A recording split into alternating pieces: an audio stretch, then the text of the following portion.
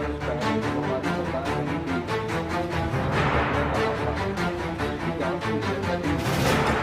मेरे समय से नहीं है, मेरे पर तो वो 1 वर्ष पहले जब हमारी सरकार बनी थी तो हमने कहा था विकास की गति निरंतर चलती। मेरे समय से नहीं है, मेरे पर तो वो बोझ डाल कर चले गया। उनके कमीशन तो लागू कर दिया, लेकिन जो उनका लाइबिलिटीज थी वो हमारी सरकार आ गई और हम पर डाल गए। लेकिन हम लोकार्पण और शिलान्यास के शुभ अवसर पर मैं आप सभी को, पंचायत वासियों को बहुत बहुत शुभकामनाएं देता हूँ।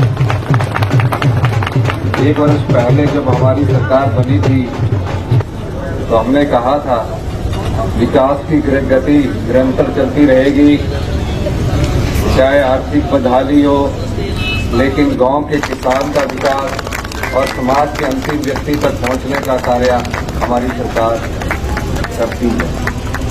अभी आपने देखा होगा कि हम ग्रामीण अर्थव्यवस्था को कैसे मजबूत करना है। हमारी सरकार की प्राथमिकता ग्रामीण अर्थव्यवस्था को मजबूत कर आम आदमी को आर्थिक सहायता पहुंचाना है। हमने पिछले दिनों एक फैसला किया कि गांव की अर्थव्यवस्था कैसे मजबूत होगी, गांव के लोगों के पास कैसे पैसा पहुंचेगा, आम आदमी के पास कैसे पैसा पहुंचेगा। इस दृष्टिकोण से हमने एक महत्वपूर्ण फैसला किया कि दूध का मूल्य जो सरकारी फीस, हमारा सौभाग्य कि जो आज तक 32 रुपए हमारे प्रदेश के विकास को नई धार देने वाले उसमें हमने माननीय मुख्यमंत्री जी ने आज आपके इस इलाके के लिए 90 करोड़ के शिलान्यास किए।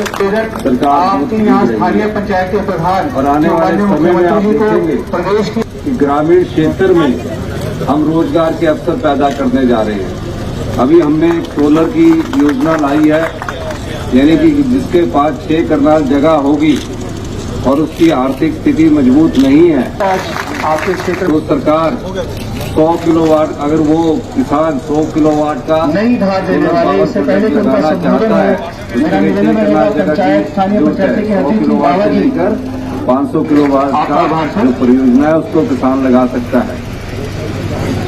और किसान की अभी हमारा बजट सत्र शुरू होने जा रहा है, उसमें भी आप देखेंगे हमने सरकारी कर्मचारी और अधिकारियों को पहली ही कैबिनेट में, कोई राजनीतिक लाभ के लिए नहीं, चुनाव तो हम जीत चुके थे, सरकार तो 5 साल के लिए बन चुकी थी, हमने पहली ही कैबिनेट में ओल्ड पेंशन स्कीम दी। और जब बरसात में आपदा आई, आपदा प्रभावित परिवारों की हमने 16,000 घर जो तबाह हुए उनकी मदद की।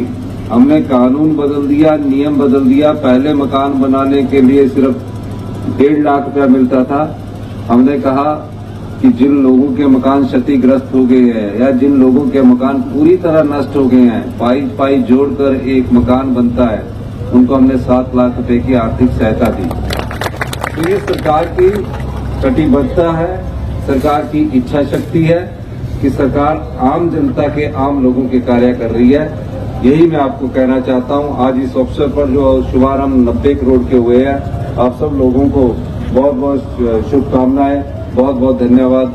जय हिंद, जय मां।